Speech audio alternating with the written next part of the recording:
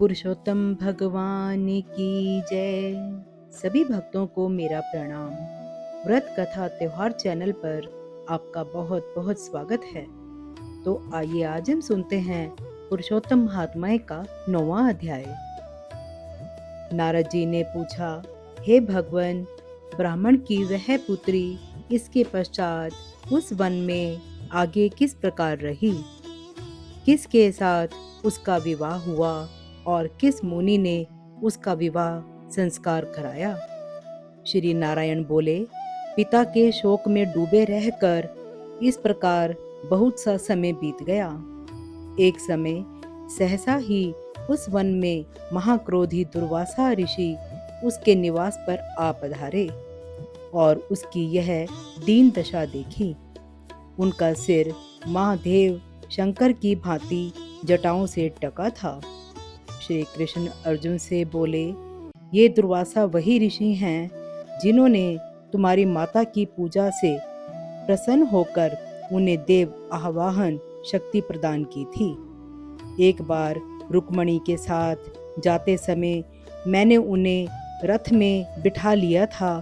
मार्ग में दोनों को प्यास ने सताया।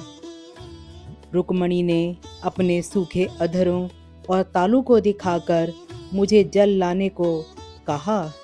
मैं जल के हेतु पदाघात करता हुआ चला और प्रिया के प्रेम में निमग्न हो उसे भोगवतीपुरी ले गया।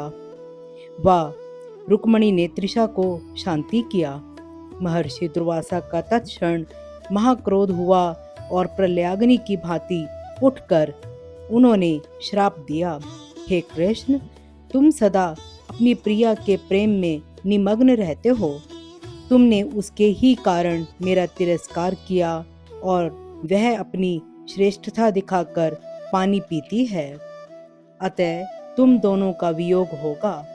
अनेकों तीर्थों के जल से जिनकी जटाएं भीगी रहकर जिनको सुशोभित करती हैं, ऐसे ही महान तपस्वी महर्षि दुर्वासा को उस ब्राह्मण बालिका ने देखा। तब वह अपने शोक विहल मुख को ऊपर उठाकर ऋषि को नमस्कार करती हुई उठ खड़ी हुई और उन्हें अपने आश्रम में ले गई। अपनी कुटिया में महर्षि दुर्वासा का अर्घ्य पाद्य एवं नाना प्रकार के जंगली फल फूलों से आतिथ्य करके वह बालिका विनय करती हुई बोली, हे महाभाग, अत्रि गोत्र कुल के सूर्य, आपको मेरा नमस्कार है। आपके आगमन से मेरे भाग्य का उदय हुआ है। आज मेरे सभी व्रत सफल हुए, सभी पुण्य सफल हुए और मेरा यह जीवन सफल हुआ। ऐसे वचन कहकर वह बाला मौन हो बैठ गई।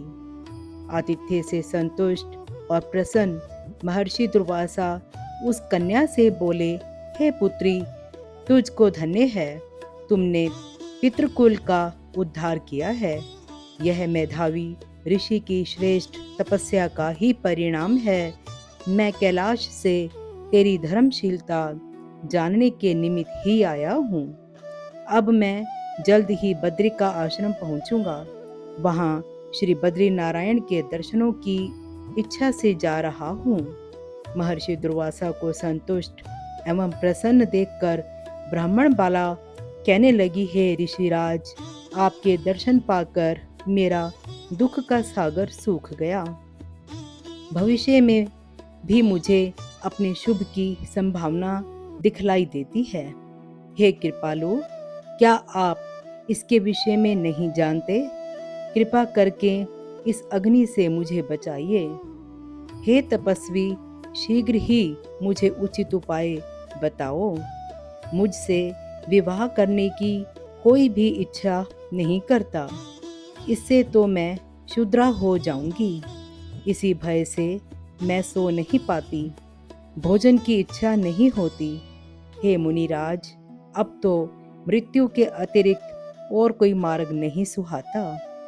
इति श्री पुरुषोत्तम मास महात्म्य दुर्वासस्थ आगमन नाम 9वां अध्यायः संपूर्णम्।